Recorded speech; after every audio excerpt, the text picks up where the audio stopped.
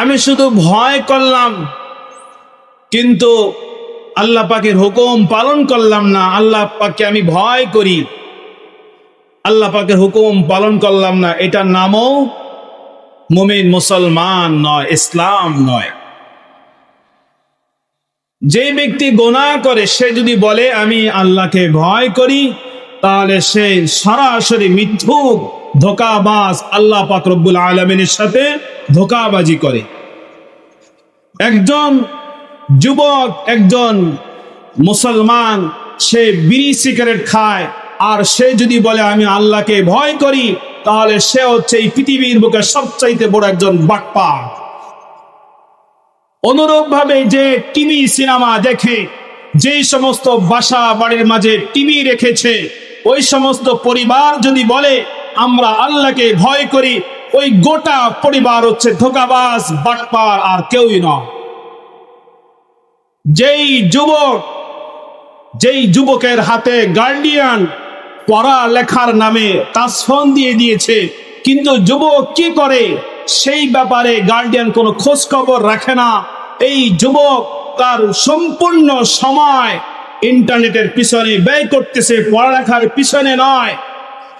পড়ালেখা একটা সাইনবোর্ডের নাম দিয়ে তার সময়গুলো, মূল্যবান সময়গুলো ধ্বংস করতেছে।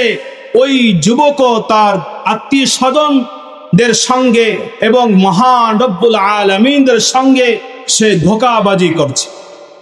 এই জন্য আপনি যদি বলেন আমি আল্লাহকে ভয় করি, তাহলে আপনার ঘর থেকে টিভি ফেলিয়ে দিতে হবে।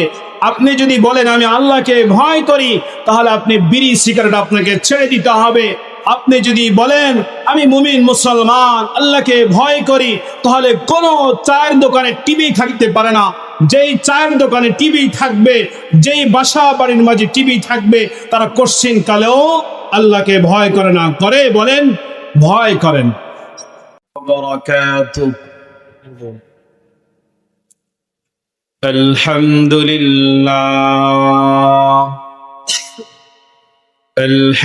আলহামদুলিল্লাহি ওয়া কাফা ওয়া সালামুন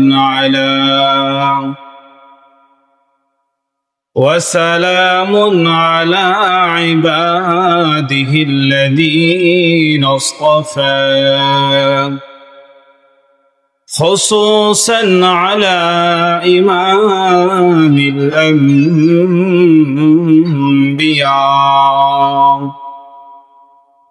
وسيد الورى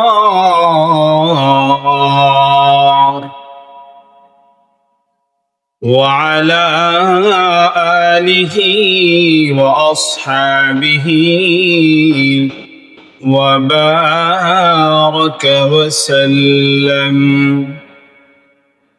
أما بعد فأعوذ بالله من الشيطان الرجيم. بسم الله الرحمن الرحيم.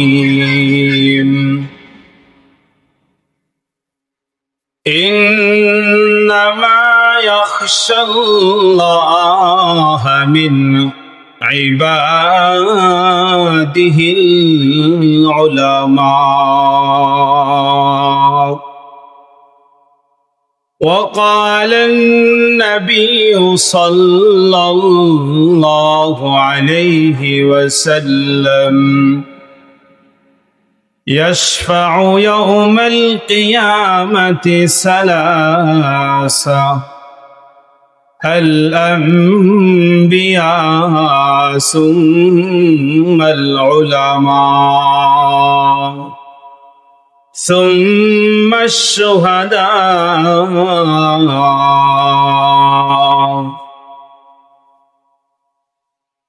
أو كما قال النبي صلى الله عليه وسلم. وقال الله تعالى في شان حبيبه: تعليما لنا وإرشادا إن الله وملائكته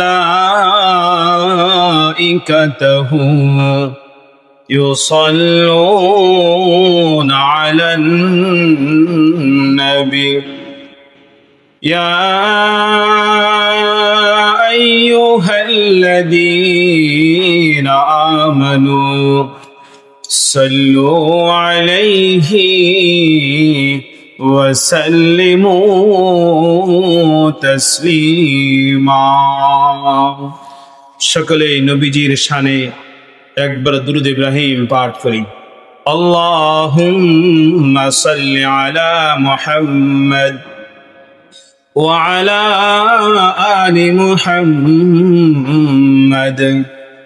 কামা সাল্লাইতা আলা ইব্রাহিম ওয়া আলা আলি ইব্রাহিম إنك حميد مجيد اللهم بارك على محمد وعلى آل محمد كما باركت على إبراهيم وعلى آل إبراهيم إنك حميد مجيد شکر نعمتوں ہے چندہ کے نعمتوں ہے عذر تقصیرات ماں چندہ کے تقصیرات ماں بلغ العلا بکمالہ کشف الدجى بجمالہ حسنت جميع خصاله صلوا عليه وآله صدق الله العظيم وصدق رسوله النبي الكريم ونحن على ذلك من الشاهدين والحمد لله رب العالمين الحمد لله ثم الحمد لله অধ্যকার ফজলুর রহমান ইসলামিয়া মাদ্রাসার উদ্যোগে আজ এক বিশাল ইসলামী মিলনের সম্মানিত সভাপতি ও সুদক্ষ পরিচালক ও আমার সামনে উপবিষ্ট ইসলাম প্রিয় দ্বীন প্রিয় তৌহিদি জনতা,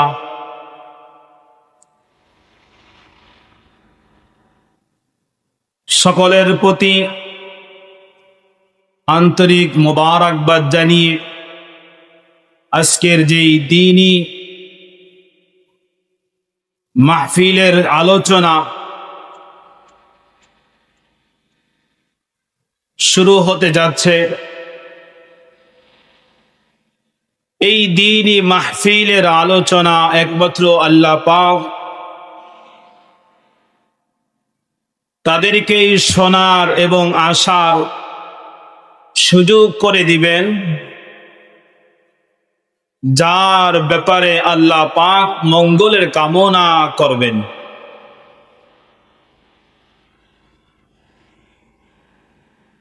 দ্বীনের প্রত্যেকটা বিষয়ের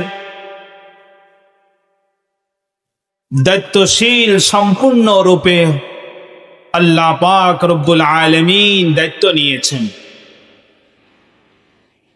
দ্বীনের কাজ কাকে দিয়ে করাবেন, দ্বীনের কাজ কাকে দিয়ে টিকিয়ে রাখবেন সেটা আল্লাহ পাক রব্বুল আলামিন নিজেই দায়িত্ব নিয়েছেন।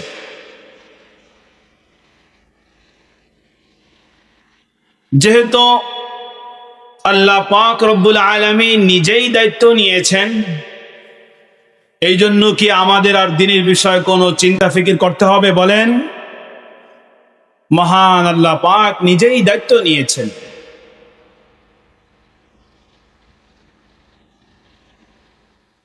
আমি যে কালামুল্লাহ শরীফ থেকে একটা আয়াত তেলাওয়াত করেছি, সূরাতুল ফাতিরের আয়াত।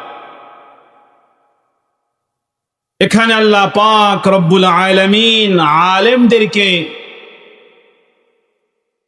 উল্লেখ করেছেন। আলেমরা কত দামি, আলেমরা কত মূল্যবান একটা দেশের সম্পদ, এটা আল্লাহ পাক রব্বুল আলামিন নিজেই উল্লেখ করে দিয়েছে।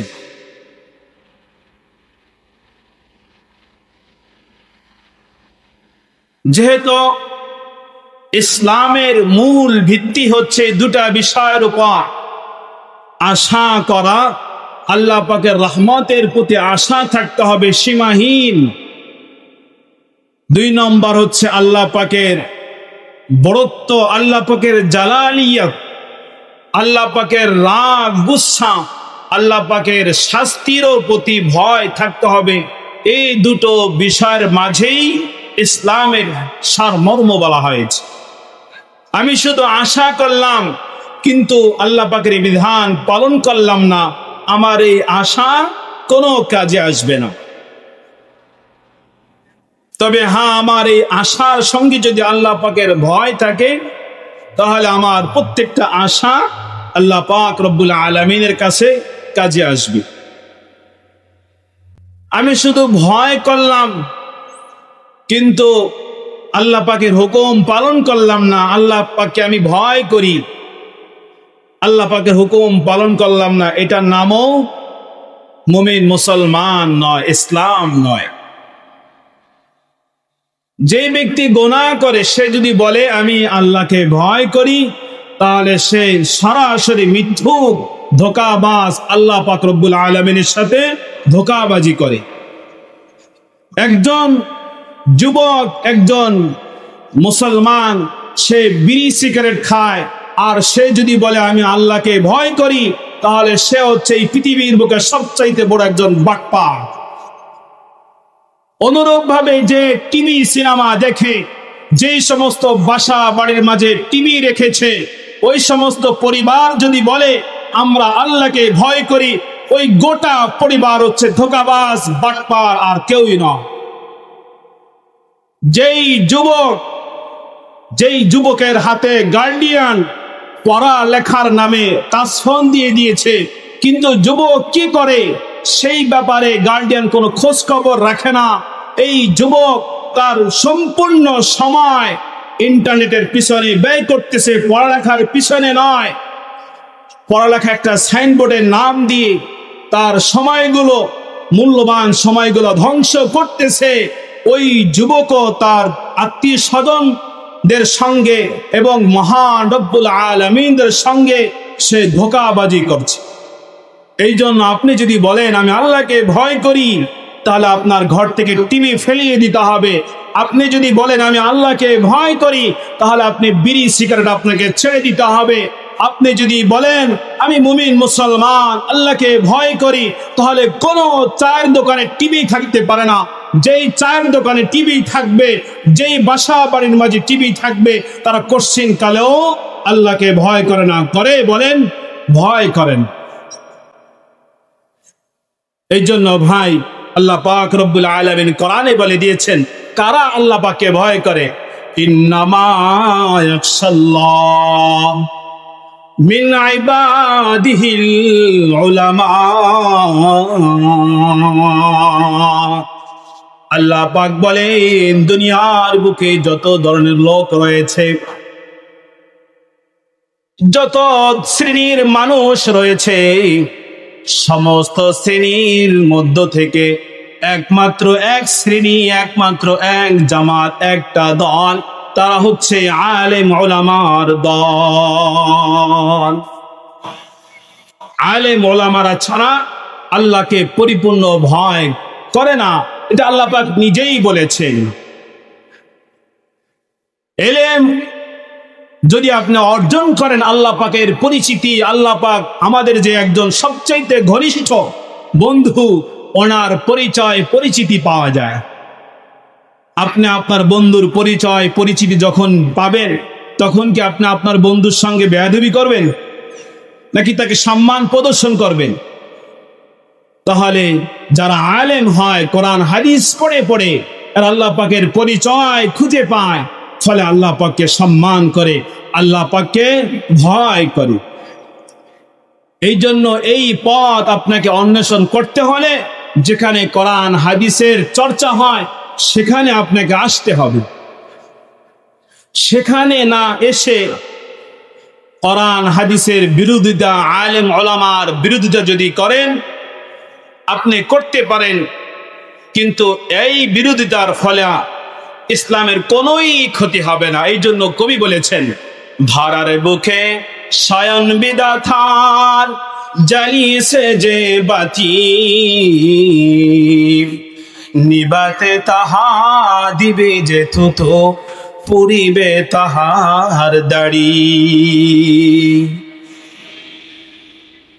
কোরআনের হাদিসের যে নূর আলো আল্লাহ পাক পৃথিবীর বুকে জ্বালিয়েছেন, এটাকে যদি কেউ ধূলিসাৎ করতে চায়, আল্লাহ পাক বলেন সে দুনিয়া থেকে ধূলিসাৎ হয়ে যাবে।